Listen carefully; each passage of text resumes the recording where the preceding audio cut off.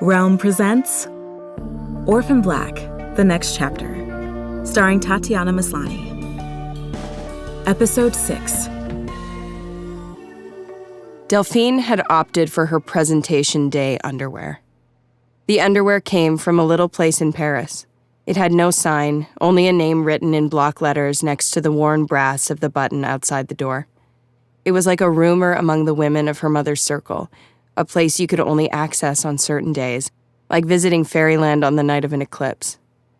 The name was in her phone somewhere.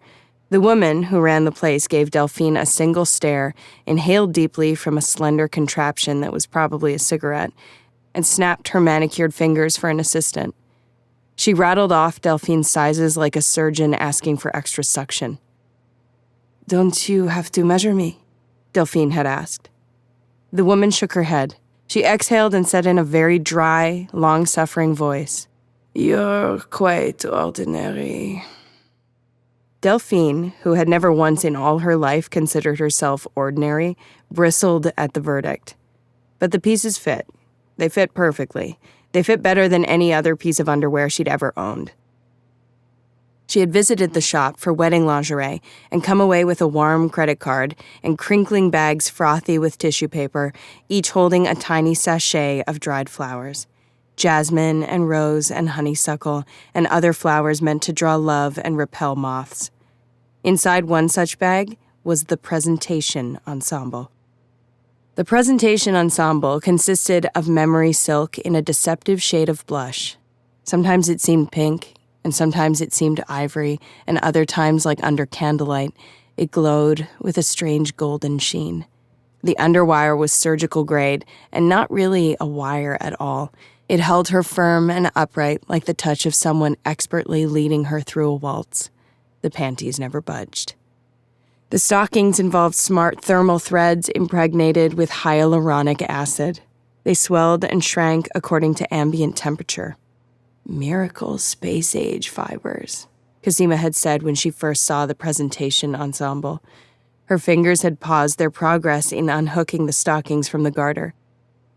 "Do you think they'd leave a mark on your wrists?"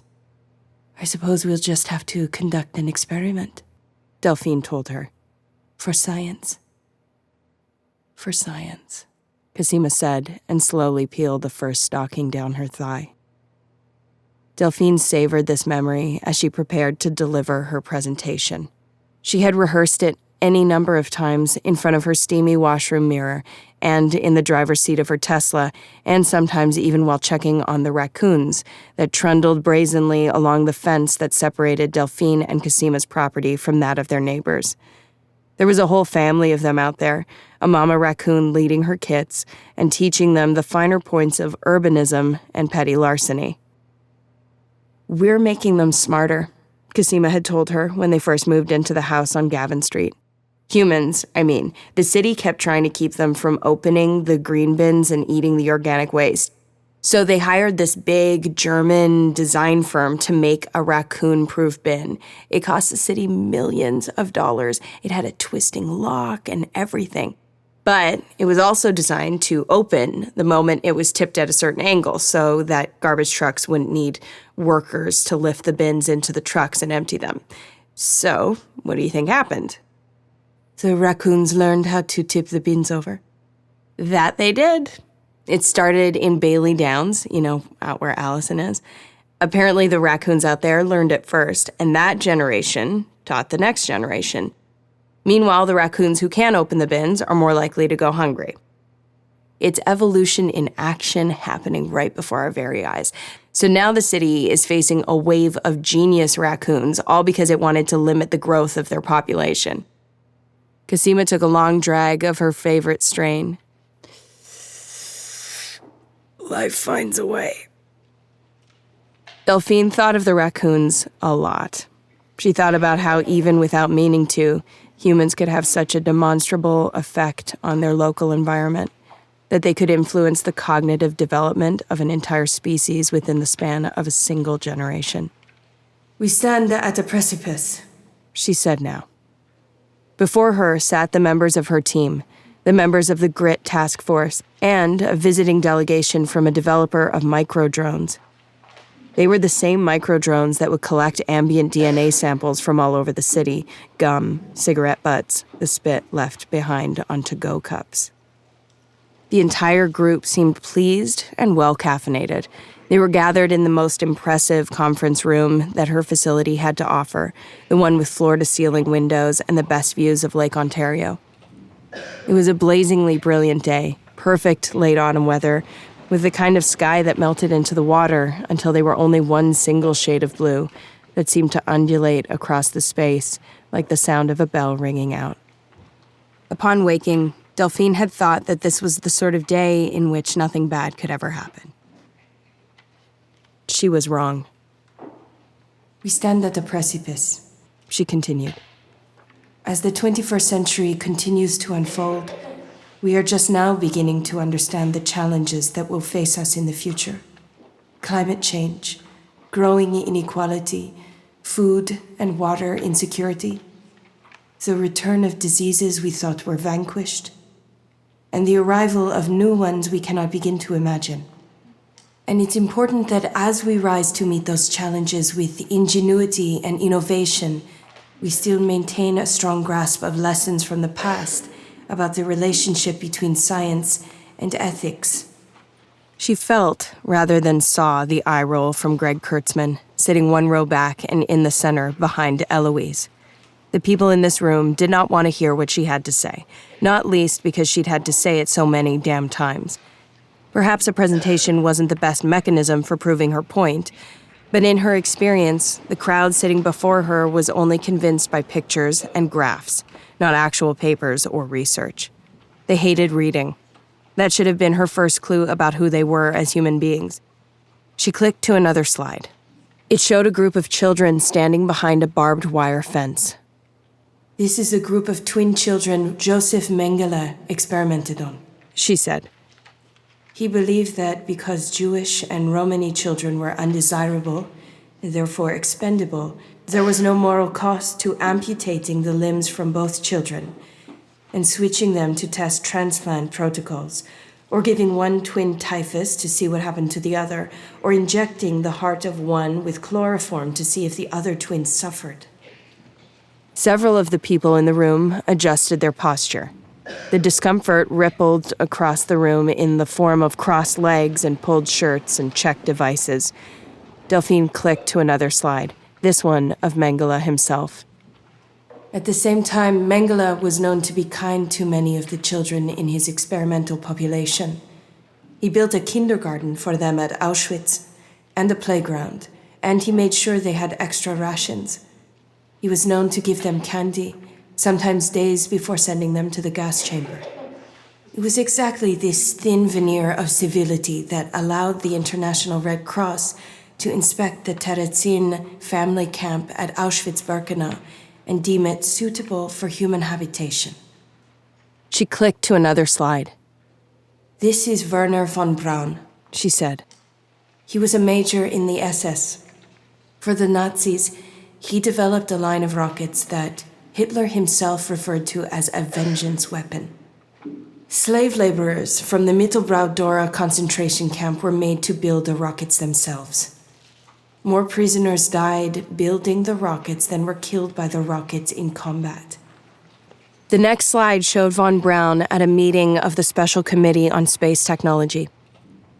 After the American government secretly brought von Braun and over 1,600 other German scientists to the United States as part of Operation Paperclip, von Braun continued to develop the V-2 rocket. Eventually, he developed some of the weaponry used in the Korean War, which resulted in the Redstone rocket and the birth of the American space program. Her next slide showed a group of sharecroppers having their blood drawn at what was then called the Tuskegee Institute. But before Hitler had even risen to power, the U.S. Public Health Service had already begun experimenting on people of color in Alabama in an effort to track the spread of syphilis. In 1932, 600 black men were told that the experiment they were taking part in would last 6 months. In reality, the study lasted 40 years. Long after the development of penicillin to treat syphilis, these men and their sexual partners remained untreated and uninformed. The Public Health Service allowed them to suffer and die without treatment, promising free meals and even free coffins in exchange for participation in a study they had never been told the truth about. Greg shifted in his seat. His hand popped up. He didn't wait for her to call on him. "We all know all these stories," he said. "What are you getting at here? What is your point?" My point is that the pursuit of knowledge is not a fair trade for liberty and dignity. Mentally, she prepared herself to say what she should have said long ago. What we are doing is wrong. We are collecting DNA without obtaining truly informed consent. We can't explain what is being done with the data we collect, nor can we promise with 100% certainty that the data will remain secure. But isn't that the position of the scientist? That doing the research and discovering the truth is more important than the circumstances surrounding any historical moment? Delphine was tempted to point out that Greg, not being a scientist himself, couldn't really know what position scientists took on anything. You are asking me if the ends justifies the means, Is what she said instead. Not that simplistically, but yes, Greg said. All of these experiments contributed to the image of the mad scientist in the public eye. Delphine said. Even leaving aside the suffering that these people endured, the long-term effect was undermining trust in the scientific method. We now live in an era where parents refuse to vaccinate their children for measles. And one of the reasons they do that is because they don't trust the scientists who developed the vaccines. Long before social media and fake news, the history books were already full of experiments. Greg began to say something, but his superior, Eloise, quelled him with a look. "I take it you are concerned with our use of biometric security in an urban context." I am. Delphine said evenly. I don't want us to repeat the worst of history. I don't want us to be so optimistic about the potential to do good that we forget about the potential to do harm.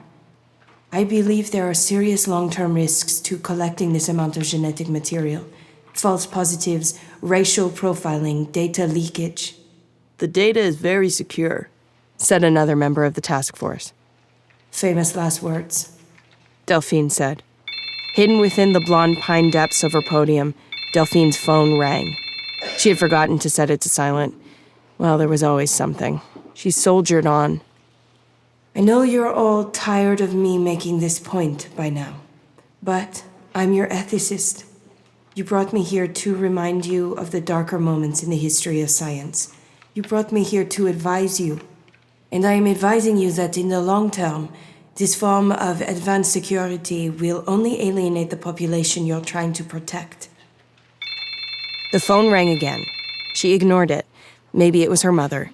She checked the timer on her watch. 5 more minutes. She could make it 5 more minutes. So could the person trying to reach her. Look at how stop and frisk or carding worked in the cities where it was practiced. Did police catch more criminals? No. They simply made more arrests. They, what's the term? Juked their stats. All we're doing by opening the door to daily biometric surveillance is juking our own stats. We're digging the hole for a data lake that will inevitably be poisoned. Now Delphine's assistant's phone was ringing. Delphine watched her pick it up and frown. Her assistant mouthed a single word to her. Cosima.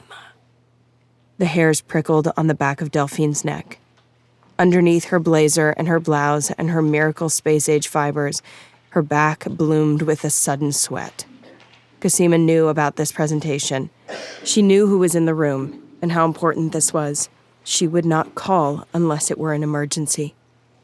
If you would please excuse me, my assistant would love to take your questions. Delphine finished and exited the podium. She made for the hallway just as her phone rang yet again. It's me. Cosima said. I know, I'm in the middle of my presentation. What's going on? Well, Sturgis is dead. Cosima said. And also, they think I did it. So I'm under arrest, and I'm probably going to need bail. And obviously, A lawyer. Delphine restrained herself from vomiting into the nearest potted plant. Do we know anybody who works in criminal law? Cosima was asking. Maybe the immigration lawyer knows someone? Their immigration lawyer. Oh, God. Oh, no. Delphine stared through a sliver of window into the room where she'd been giving her presentation. She'd always had the sense that this was too good to be true, that it would somehow all come crashing down. The beautiful house, the beautiful wife, the meaningful work. And now, just like that, the future she'd imagined for herself and Cosima was gone. Where are you? Delphine bit out the words. Cosima gave her the name of the station. But I'm probably going to be held here for a while, she said. I think I have 48 hours before they have to do something with me, and I imagine they'll spend those 48 hours proving I'm the one who shot him. He was shot? Oh, yeah, Cosima said. I mean, if you're hearing some weird emotional numbness on my part right now, that's probably the reason. I sort of saw his head explode, or at least the immediate aftermath, which was, as you might imagine, kind of a lot. Cosima sounded as though she were on the edge of tears. Ma petite chérie, Delphine whispered. Don't worry, we'll figure it out.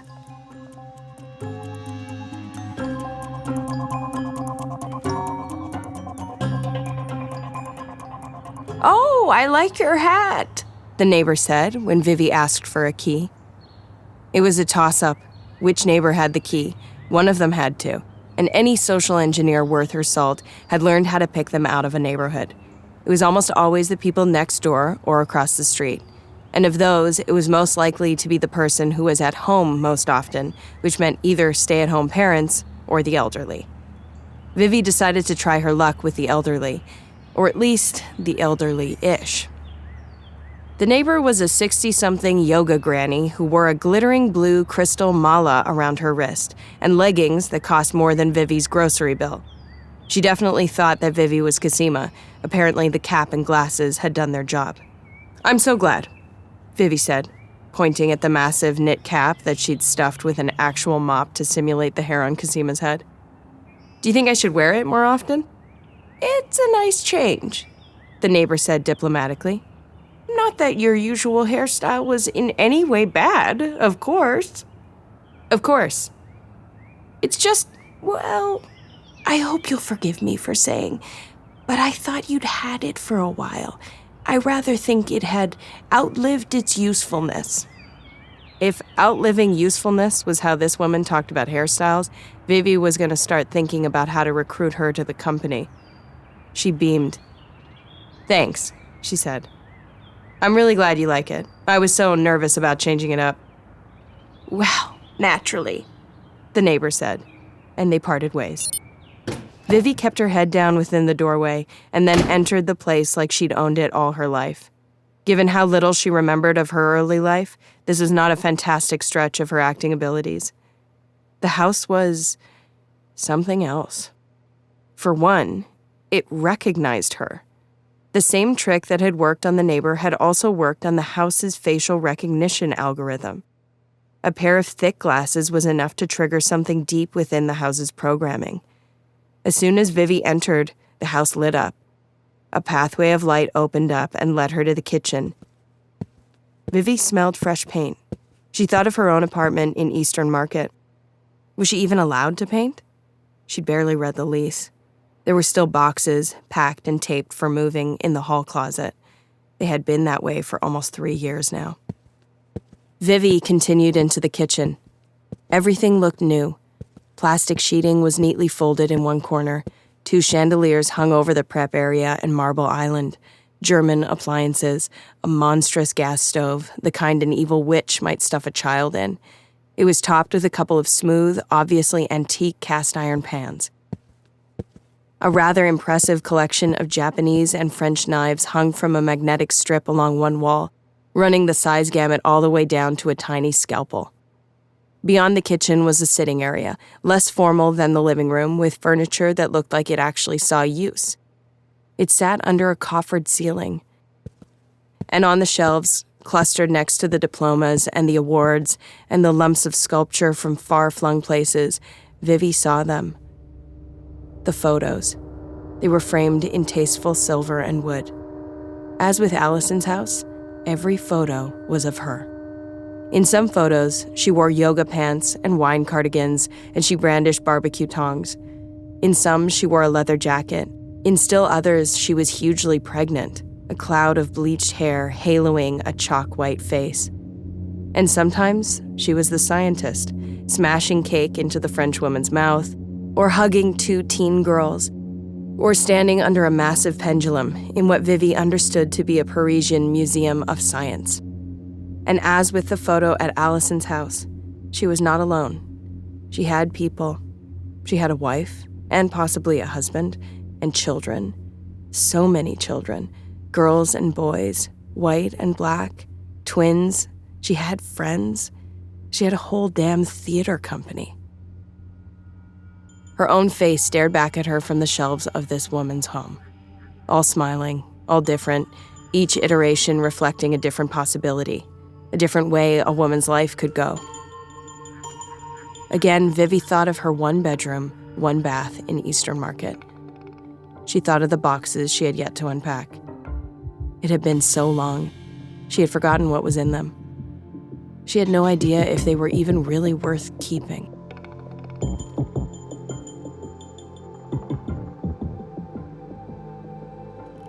"I want to help you," Sergeant Giassara Prianta said. "I really do. I understand that this is difficult. I think you've undergone a trauma. You were shaking when we gave you those new sweats to wear." "Lawyer," the suspect said for what felt like the 100th time. "If you explain to me what happened, you can help both of us," Giassara continued, as though the suspect had said nothing. "Our 2 countries still have a very friendly relationship. If you level with me now, I think your agency will understand. I can put in a good word with your superiors. I can tell them you helped me solve a murder." Niehaus, or the secret agent pretending to be Niehaus, lifted her head from her arms. In Giassara's experience, what common wisdom had to say about the guilty being able to sleep wasn't always true. But what she saw in the agent confounded her. She was clearly traumatized by the death of Dr. Sturgis. She was covered in his blood as they recited her rites. Giassara caught herself wondering if Vivi, as Niehaus, would have to take out her locks now that the blood had dried in there. Could they be washed? Would the suspect be more amicable if she were given a wet wipe? "What the hell are you talking about?" the suspect asked. Giassara willed her posture to relax. She crossed her legs more loosely. It was helpful sometimes to mirror the behavior that you wish to see in a suspect. If you breathed easy, they would breathe easy. If you calmed down, they would calm down. "You set the tone," one of her mentors had said. "In any interrogation, the space is yours to set." "You have to know how this looks. You're a foreign national in Canada. You've had access to some incredibly specialized labs. You're married to a woman who reports directly to the Canadian government on matters of cutting-edge scientific research. Your publications are stellar, and your passport indicates that you've flown all over the world. And now a scientist you spoke to quite recently is dead, and his lab has been wiped from the face of the earth." The suspect withdrew further within herself. She was vulnerable here. She wanted to relate, she wanted to connect, but she also didn't want to give anything up. She was hiding something and had no idea that Giassara knew what it was. "What are you accusing me of?" "Did your handlers ask you to start dating Delphine Cormier?" The suspect's kohl-rimmed eyes widened noticeably. "Excuse me?" She had never dated women before, isn't that correct? Then suddenly you come along and everything changes? Suddenly you have access to research that people would pay a great deal of money for? The look the suspect shot Giassara was pure scorn. Is that what you think?" she rasped. "You think I'm a fucking spy?" "If the lab coat fits," Jay said. I love my wife, Niehaus said. Do you understand me? I love my wife. No one asked me to fall in love with her, and I resent the implication that... She's very wealthy, isn't she? Jay asked. Your wife, I mean. She comes from very old money. That can smooth over a lot of little rough patches in a marriage. The suspect glanced at Jay's bare left hand. How would you know? I know who you work for, Vivi, Jay said steadily, ignoring the barb. The sooner you tell me the truth, the better off you'll be. The suspect blinked. Her eyes were bleary and bloodshot behind the trendy spectacles that framed them. You're really serious, she whispered.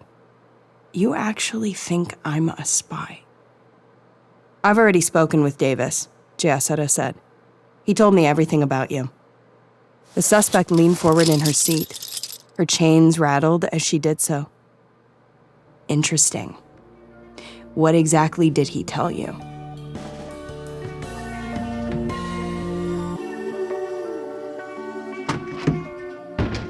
Vivi was cracking the safe in the bedroom when she heard the front door open downstairs.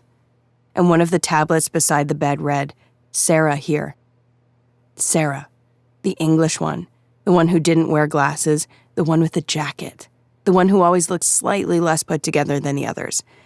She remembered her from the call. It occurred to her that the facial recognition system must be very advanced. Clearly, whatever machine learning Cosima had patched onto the home was capable of discerning even the tiniest details that set her apart from her sisters. Vivi filed the information away for later. Cause! Sarah sounded very unhappy. Her accent was thicker than it had been on their little clone club call. Vivi stood up, padded over to what was obviously Cosima's closet, and grabbed the nearest batik print tunic she could find. She stripped out of her own shirt, tossed it in the hamper, and threw Cosima's tunic on. Then she grabbed a pair of Cosima's glasses from the bedside table and stepped into the bathroom. She found a vial of unlabeled, perfumed oil that smelled like what neo-pagans might brew at Burning Man and dabbed it on her wrists and neck. In the mirror, she practiced looking somehow curious at everything and smiled at herself. Cosima! Be right down, Vivi called down the stairs. She made her way carefully down the stairs. Cosima was properly blind without her glasses, apparently. Wearing Cosima's glasses felt like the time Vivi had spent on the farm training against vertigo. Her stomach roiled. She clutched the banister. Maybe she needed some extra time in the gyroscope when this was over. Clearly, she'd let certain aspects of her training slide. Sarah stood at the bottom of the stairs. She looked underslept and freaked out. Vivi recognized the look. It looked the same on both of them. Where the hell is Kira? Sarah asked. I don't know, Vivi answered, honestly. Well, she's supposed to be with you, and she's not. I checked the downstairs apartment already. My daughter hasn't been down there at all. It's too clean, for one. I'm sure she's fine. Vivi tried to sound expansive and serene and casual like Cosima. You know how kids are. Not this kid. Not my kid. Vivi heard the chip on Sarah's shoulder as clearly as if it were a songbird perched there. The apple, she guessed, had not fallen very far from the tree. You just have to give her some space, Vivi said, finally making her way into the hall. Space for what? Sarah asked. What could possibly be so big and important and scary that she couldn't tell me about it? I've always said to her right from day one that she could tell me anything. Did you tell your mother everything? Vivi asked. Sarah pulled up short. She frowned. Has Kira said anything to you? What about Delphine? No, Vivi said. But if she does, we'll let you know. Thanks. Lately, I think the only one she talks to is Charlotte. They're always texting. You remember being that age. As she spoke the words, Vivi quietly willed them to be true. There was a real skill in carrying on a conversation with a person you'd never met. You had to let them make their own assumptions, allow them to steer the dialogue to the places they wanted or needed it to go. In her experience, platitudes helped. Deep down, all some people wanted out of a conversation was a living, breathing greeting card. Well, I remember most of it. Sarah huffed air at her bangs. Some of it is kind of a blur, if you know what I mean. Same, Vivi said. Maybe Cosima had been an uptight, rule-abiding high schooler, but she rather doubted it. Speaking of which, can I get a beer? It's just been such a day already. Sarah was already moving toward the fridge. Sure, Vivi gestured vaguely. I'm not sure what we have left, but you're welcome to it. She glanced over at the photos in their frames in the sitting area. So, how's everybody? Everybody? Sarah was busy digging a hole to China via the fridge. Vivi wasn't sure she had ever seen so much green juice in one place, or so much champagne. She made a mental note to look for a wine cellar. Everybody who? You know, everybody. Sarah withdrew from the fridge and brought out 2 beers and a glass container with a plastic lid. Inside were what looked like chocolates. It's okay if we have these truffles, right? Delphine isn't saving them. No, go ahead. Vivi pried the lid off herself and held the truffles out for Sarah. Sarah picked out 2 and gave one to Vivi. Sarah's was rolled in flaked coconut, but Vivi's was rolled in cocoa. I heard Allison had gone out of town. Vivi continued to press, but Sarah seemed distracted. I love the coconut ones, Sarah said. Delphine is such a genius in the kitchen. I think it's because she's French, you know? I'm a lucky woman, Vivi said, biting down into her truffle. And indeed, Delphine's handiwork was a thing to savor.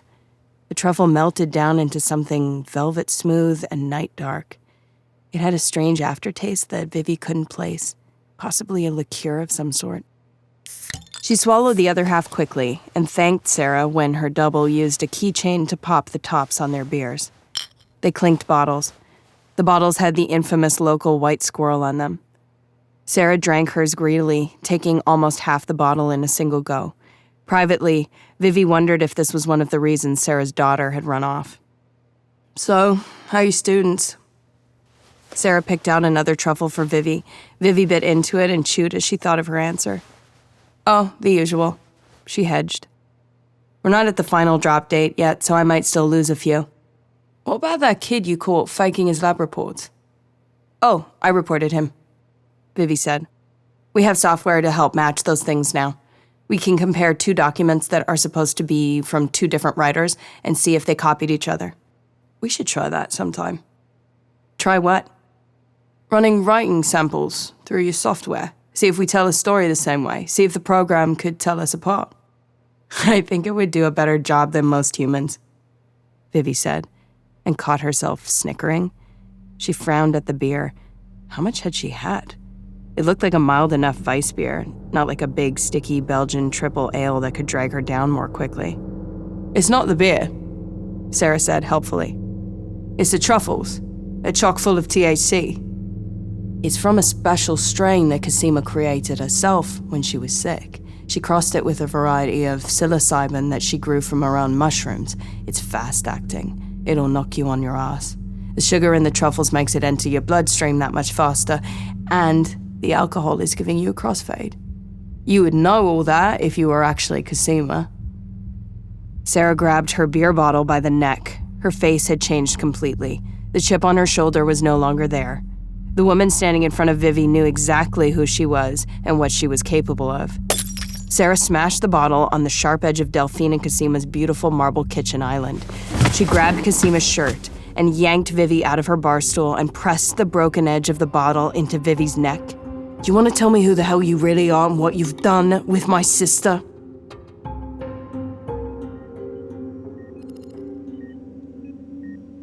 Charlotte's rash was spreading. The rash wasn't quite like any other she had experienced. Then again, she hadn't experienced much. Her upbringing had been sheltered. No, not sheltered. Cloistered. That was a better word for it. Charlotte peered down the Levin wing and thought of the way she'd really describe it, if she were being honest. Smothered. Limited. Circumscribed. Experimental. Monitored. By this age, she was supposed to have experienced the trappings of a normal Canadian youth.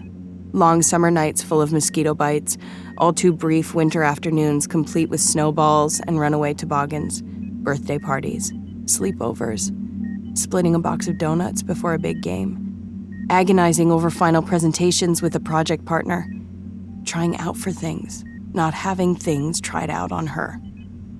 These women, these American clones, they'd had exactly that kind of life.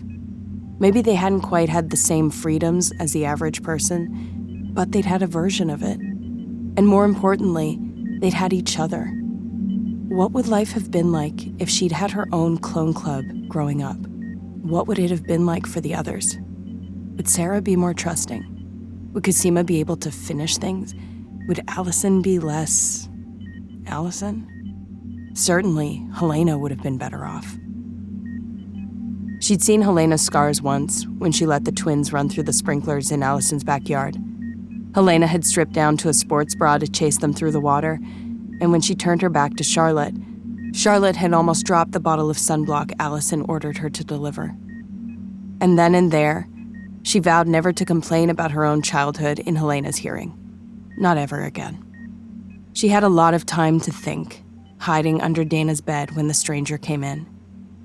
He looked sort of sad and worn, like a thrift store suit in a high school production of 12 Angry Men. He reeked of cigarettes. "Hello, whichever you are," he said. Charlotte hoped that Dana's many blankets hid her from the stranger's observation. Dana didn't respond. Charlotte thought she might be sleeping. Heavy sleeping was one of the symptoms of the illness, but it was impossible to tell when the symptoms would start presenting. Maybe Dana was just groggy from all the drugs in her system. "We've never met," the man said. "I took over the department that includes your experiment, shall we say, a little over a year ago. I have to tell you, I was appalled when I learned how my predecessors, really, had handled your case. Such laxity with security and secrecy. You all raise an incredible number of risks, not the least of which a public relations disaster. And all for a program that doesn't even bring any benefits. You'd think there would be some way to use an unknown population of clones to our advantage." Under the bed, Charlotte shivered. "Someone must have thought so, at least, to make you all in the first place. But if we haven't found one in 28 years, we probably won't now.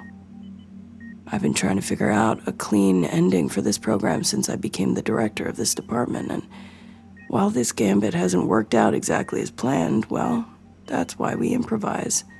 And I think this will work quite well." Charlotte watched the shadow of the man's arm move. He appeared to be doing something to Dana's IV drip. "You're very resilient, you know," he said. "You and all your sisters. Like the 12 dancing princesses or some other fairy tale." The hair on Charlotte's arms rose.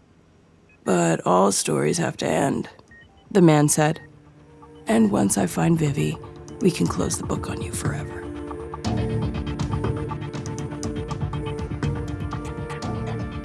Vivi reared back and smashed her forehead into Sarah's nose. Sarah stumbled. Blood streamed from her nose. She did nothing to stop it. She'd clearly learned how to take a punch somewhere. It was so odd, the differences between these women.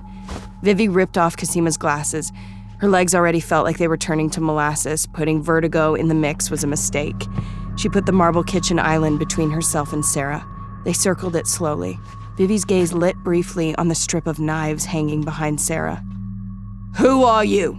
Sarah growled. "Did Rachel send you?" "Which one is Rachel?" Vivi asked. Sarah reached behind her.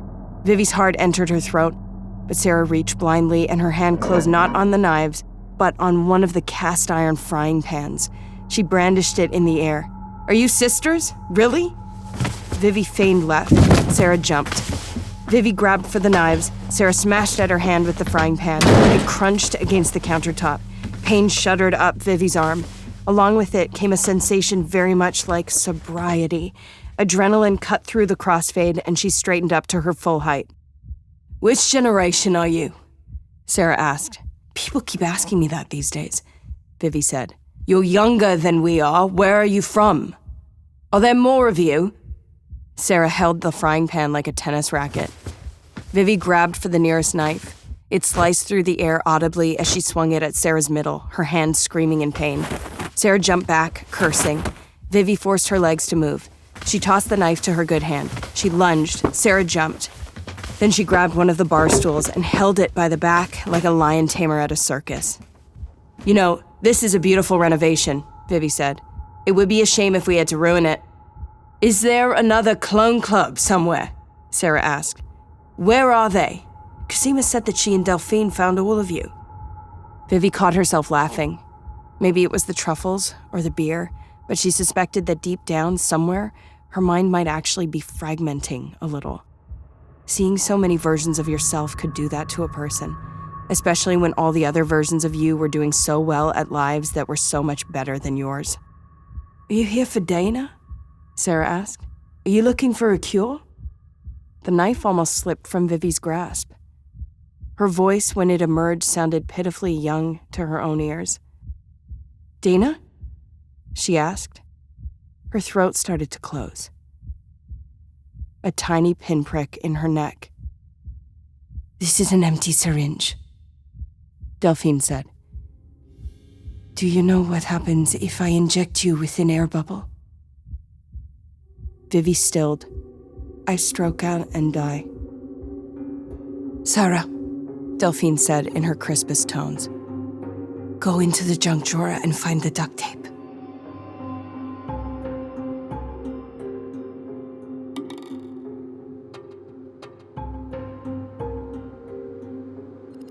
Jessica was about to ask the suspect her opinion on the long-ago unsolved case of a missing Chinese geneticist when she got the signal from outside that someone wanted to talk to her. "Maybe that's your lawyer," she quipped, and rose from the table. The suspect's pierced eyebrow rose high into her forehead, and she shrugged. They hadn't made much progress. Which is exactly what she told Greg Kurtzman, the smarmy little pencil-neck civilian from the DOD, when he said he was taking the woman formerly known as Cosima Niehaus out of her custody. "She's a suspect in an active murder investigation," Jessica told him, "and we can connect her to the bombing of that genetics lab." Greg smiled at that. "We have our own questions for her, especially if she's being investigated in connection with a terrorist attack.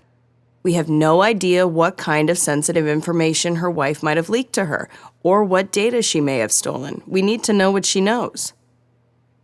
"I'm sensitive to that," Jessica said. She bit her lip, considering whether she should tell him that they suspected Niehaus of being a U.S. intelligence agent. But he would probably take that as more ammunition for appropriating her, and besides, Jessica wasn't sure whether her bosses had shared that information.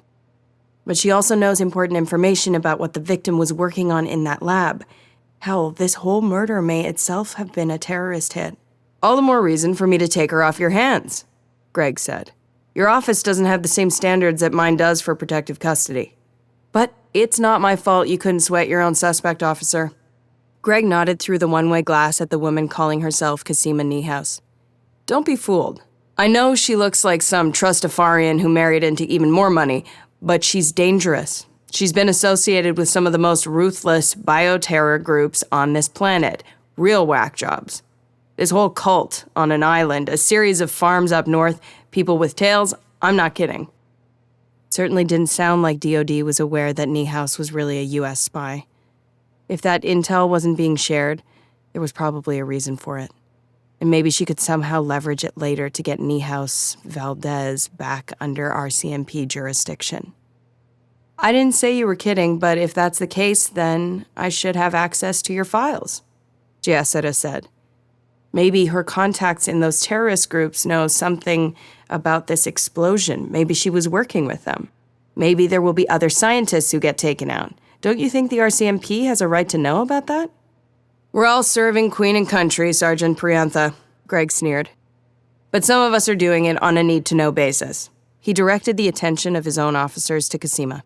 "Get her in the van." Jay watched as they frog-marched Cosima out of the interrogation room. "Do you have anything else to tell me?" she asked. "Sure. All cops are bastards," Cosima said. She turned to Jessica. "Except for Arthur Bell. He knows exactly who I am. He can vouch for me." "If you like him so much, you should have married him instead," Greg muttered. "Let's get going. The 401 is going to be a nightmare." "Talk to Art," Koss called as she was hauled away. Sturgis really kept the platinum close to his chest.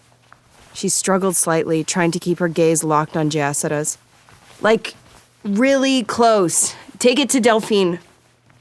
Giacetta waited until they'd rounded a corner before withdrawing her phone. Art picked up on the second ring. "You've been holding out on me," she said.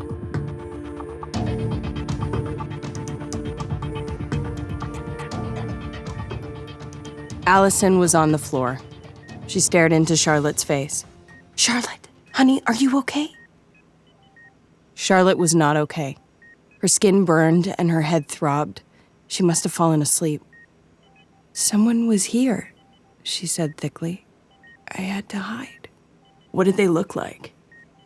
Charlotte rolled out from under Dana's bed. Standing next to Allison was the man who had questioned Dana earlier, when she was awake. But unlike the creepy guy who had just been there, this one was the handsomest man she had ever seen outside of a watch commercial. Hi, Charlotte said. Hello, he said. My name is Arun Sangera. He was so nice about helping me carry all this, Allison said. Belatedly, Charlotte noticed that Allison was carrying 2 to-go carafes of coffee, the kind used for catering an event. The man called Arun was also carrying a box that looked like it probably held cupcakes or muffins. On the outside was writing that read, "For the nurses of the Levin Wing." Allison had obviously been busy. Charlotte scrambled out from under the bed. Stars exploded in her vision, and she felt, rather than saw, Allison guide her to a chair beside Dana's bed. You should check her IV bag, she murmured. He messed with it. He said he was looking for someone. Who? Arun asked. Describe him. Old, smoky, self-important. He said he was the head of something, the department that controls Dana's program. Arun scowled. You're sure about that? The head? Charlotte tried to remember. I'm sure. The director. That's what he said. And he... Embarrassingly, tears were running down her face now. He hates clones. Hates us. It was creepy. And he reeked. He smoked cigarettes, a lot of them. Davis, Arun said through his teeth. You know this creep? Allison asked. Arun remained focused on Charlotte. What did he say? Think carefully. What exactly did he say? That we're risky and useless. Charlotte coughed. He hadn't been talking about her. She didn't know where that we had come from, except of course he would have thought the same thing about her if he knew she existed. Probably double, because of her leg. That guy was an ableist if she had ever heard one. He said this was the end of the story. And right before he left, he mentioned a name I didn't know. Violet? Viola? Vivi, Arun whispered. That's it, Charlotte said. Arun's posture changed, a sudden shift into action. We have to leave, now. He snapped the IV line out of the needle taped to Dana's arm. Allison, I need you to help me round up every clone on this wing and help me get them out of here. And then I need to get a message to my acid as soon as possible. Otherwise, she's at risk too. That's if I make it that long, Charlotte said. Oh, don't be silly. Allison's voice sounded higher and thinner than normal. Distantly, Charlotte realized that Allison actually seemed nervous and not just high-strung like usual. Allison lifted her purse. Inside, a bunch of bottles rattled. I went out and got ginseng and turmeric and oil of oregano and... Arun cut her off. The priority now is to get these women out of here. Can you help me? All together in the hospital like this, they're sitting ducks, especially to anyone with security clearance. Allison hefted the carafes of coffee. I'll go butter up some nurses. And then they were gone. Allison to the hall, Arun efficiently working through the IVs on the other clones. Charlotte's phone buzzed in her pocket. It startled her, and she dropped it. When she rose from the floor, her vision swam. Sweat dripped down her back. She was a lot dizzier than she'd thought. Her bones ached. Hi, Kira, she croaked. You sound like crap. Kira said. Are you okay? Charlotte braced her hand against the wall. Not really. You? Me neither. Casima's been arrested. They think she murdered someone. They have evidence. You know what that means. The sweat on Charlotte's skin went cold. It must have been another clone, She said. We have to do something. Charlotte murmured. Stars appeared at the corners of her vision. Yeah, no shit. Kira said. She sounded so much like Sarah. Sometimes Charlotte wondered which of the Sestras she sounded the most like. Charlotte wasn't exactly like the others. She was a copy of a copy. It set her apart. But even so, maybe there was another clone out there who sounded just like her, who liked the same food and the same bands and the same books, and the two of them would never meet, would never connect the way Dana and her sisters had. They would always be out there, knowing instinctively that something was missing, but never understanding what or who it was. I do know that for the sympathy of one living being, She began. I would make peace with all. There was a long and terrible silence on the other end of the call. Maybe Kira had forgotten the words, or maybe she wasn't ready. Maybe none of them were ready. But the time had come. Someone was targeting Cosima, someone who had to be unmasked. I have love in me the likes of which you can scarcely imagine, and rage the likes of which you would not believe. Kira said, finally. The stars in Charlotte's vision grew larger and brighter. They sparkled and spun, the light rainbowing away and swarming across her vision. She had to get the words out, had to prove to Kira that she was serious, that she meant it. They were in danger, all of them, and this was the only way. If I cannot satisfy the one, She whispered. then I will indulge the other. Do it, Kira. We have to. The floor rose up to meet her.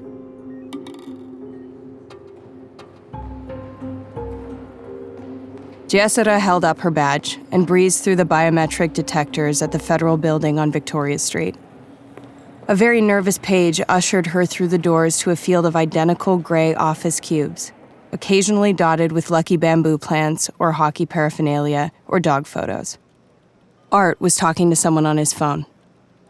I'm gonna have to call you back, He said, as Jay strode up to him. How do you know Cosima Niehaus? Excuse me?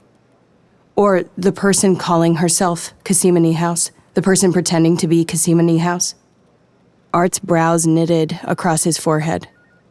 What exactly do you mean, pretending? I mean, I got a tip from our neighbors to the south that she's actually a federal agent working for them. And that apparently you, of all people, knew about it and decided not to tell me, even though you knew exactly where my investigation was leading. Art's frown deepened. He opened his mouth, then closed it. He held up a finger and then dropped it. Finally, he said, We have to take this elsewhere. What? Are you scared I'll embarrass you like you completely embarrassed me? There's nothing embarrassing about you, Art said. And despite herself, Jay felt herself warm to him. He took her elbow. Let's go. They'd made it as far as the stairwell before Jay came to her senses and wrenched away. The exit light cast an uncanny pall over Art's skin. He looked genuinely frightened in a way she didn't know was possible until this very moment. Are you going to tell me why Cosima Niehaus told me to find you? Or about the weird things she said? Art licked his lips. He stared up at the ceiling for a minute and then down at the floor. He scuffed at an errant piece of gum with the toe of his shoe. Because she's my friend, He said. You're friends with a CIA agent? No, I'm not, He said. Cosima isn't CIA. In fact, I'm pretty sure she thinks the CIA is full of war criminals who need to be prosecuted at The Hague. Which would be an excellent cover identity for a CIA agent, Jay said, folding her arms. How do you know her? She's my old partner's sister. Jay was about to ask him what kind of partner he meant when she remembered something about Niehaus's file. She didn't have a sister listed. No, she wouldn't. There's no official paperwork linking her to any of her sisters. Jaysara frowned. Wait, how many sisters are we talking about here? Art winced. A lot. How many is a lot? Over 200. Jay snorted. She leaned on the railing and stared down the stairwell until she felt the kind of vertigo in her head that matched the one in her mind. Well, she said, you and she have clearly been smoking the same stuff. Let me guess, Art said. You have evidence implicating Cosima Niehaus, but when you arrested her, you couldn't make it stick. Something didn't line up. Am I right? I have her on camera entering a building where we found a murder victim. I have his blood in her hair. Do you have the gun? Art's voice was lethally calm. Do you have powder burns on her hands? Jayasura set her jaw. She didn't have those things. She didn't have a weapon. She didn't have residue. And she didn't have motive. Everything she had against the person calling herself Cosima Niehaus was circumstantial. No, she said. But I don't even have Niehaus or Valdez or whoever she is. The DOD took her. The DOD? We have to do something. We can't leave Cosima to some extrajudicial process designed for terrorists. Jay turned to him. You really are friends with them. You really have been holding out on me. Jay waited for him to apologize. She waited for him to explain. But he didn't. He remained stone-faced, implacable, and, she noticed now, somehow very sad.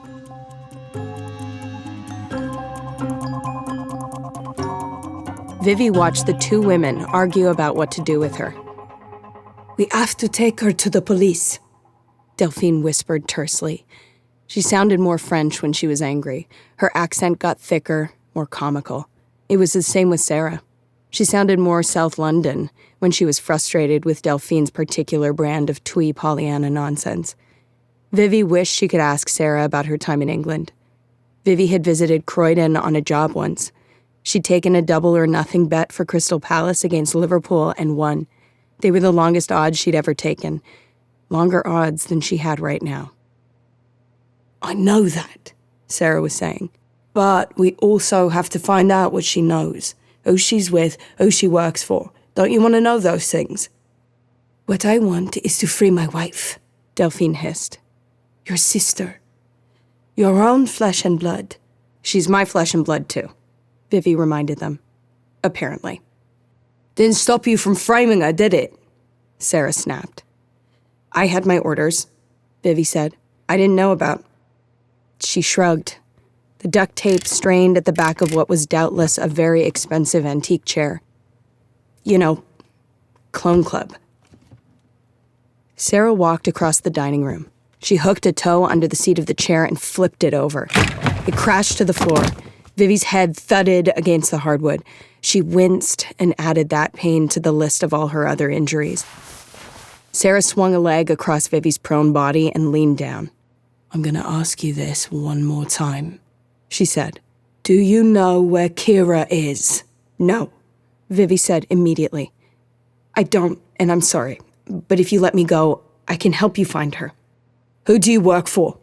I work on a little farm in Virginia, Vivi said. Delphine swore in French. Is that who ordered you to kill Cosima's advisor? Sarah asked. Is that who told you to blow up the lab? I didn't do those things, Vivi said. My mission is simply to observe and report. How many of you are there? Sarah asked. What? American clones. How many? Why didn't Delphine and Cosima know about you when they distributed the leader cure? Cure for what? Vivi swallowed. I don't know what you're talking about. Project Leader. Sarah leaned down. Don't play dumb. Don't lie to me. I'm the only one standing between you and getting your cover blown. Tell us everything or we will... The doorbell rang. Sarah straightened. She glanced at Delphine. Who's that? I have no idea, Delphine said. We weren't expecting anyone. Not even a package? Unknown visitor, front door, the house said. The bell kept ringing. The three women listened as it sounded again and again. Then there was a knock at the back door. Sharp, persistent, the way cops knocked. The bell continued chiming. The knocks kept banging. Unknown visitor, back door. the house said. Sarah's phone buzzed, then Delphine's. The phones chirped at each other like two birds fighting over the same crust of bread. Somewhere in the house, another phone, seemingly on an actual landline, began ringing. It did not stop. Neither did the knocking at the doors. The house percussed with the sound of attempted intrusion. Inside her pocket, Vivi's own phone tickled her insistently. It was a distinct buzz, the one she reserved for Arun. The hairs on Vivi's neck rose. For the first time, she began to suspect that something was really, truly wrong. What on earth? Delphine made for the door. Delphine, don't! Sarah reached for the other woman, but Delphine shook her off. What if it's about Cosima? Vivi watched as Delphine partially opened the front door. High-definition flashbulbs scattered their light through the narrow sliver of open space. Delphine did her best to obscure the interior of the house with her body. "Hi there, I'm from Maple Leaf Rag, Canada's #1 gossip site," the person at the door said. She was an Asian woman with a gray sweatshirt and a micro HD video camera on the end of a stick. She aimed the stick over Delphine's head so that the camera could see into the house. "I'm here to ask you about the clones. Are they a hoax? Is this a viral marketing campaign for a TV show? Because the press kit looked like a viral marketing for a TV show." Press kit? Delphine asked. "Oh, shit," Sarah muttered. Vivi watched as a tiny drone fluttered into the room through the open door. It circled overhead. A green light blinked down at her. She recognized the drone's make and model. It was popular for upskirt shots on the black markets of Seoul. Then and there, on the hardwood floor of an obscenely overpriced Victorian in Canada's largest city, she made up her mind. The Clone Club knew things she didn't. Her cover was almost certainly blown. She was likely about to be burned. It was every clone for herself now. And if she couldn't get out of here on her own, then she was damn well going to be carried out. "Help me!" Vivi shouted. "I'm in here! Help me! They're crazy! They think I'm a clone! Help me!" The woman at the door stuck her body into the house. Delphine tried to close the door, but the woman with the maple leaf rag sweatshirt wedged it open with her foot. "Oh my God!" She turned to look at the other people outside. "This woman needs help. She's being held against her will."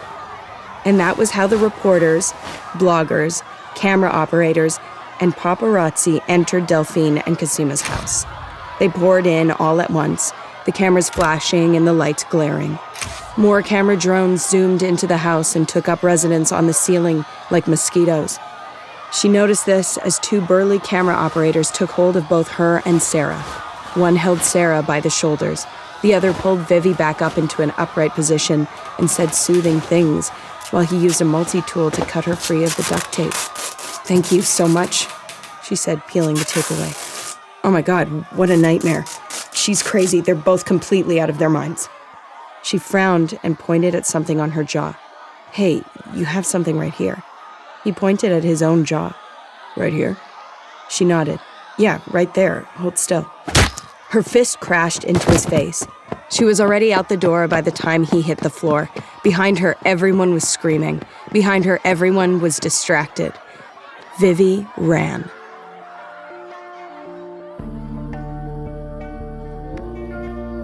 You're listening to Orphan Black, the next chapter, starring Tatiana Maslany. Produced by Realm, your portal to another world. Orphan Black, the next chapter is written by Malka Older, Lindsay Smith, Madeline Ashby, Mishell Baker, E.C. Myers, and Heli Kennedy. Produced by Marco Palmieri and executive produced by Molly Barton, Julian Yap, David Fortier, Ivan Shebeg, and Carrie Appleyard. In partnership with Boat Rocker Media and BBC America. Audio produced, sound designed, and edited by Amanda Rose Smith. Based on the television series Orphan Black, produced by Temple Street, a division of Boat Rocker Studios. The theme music is by Two Fingers.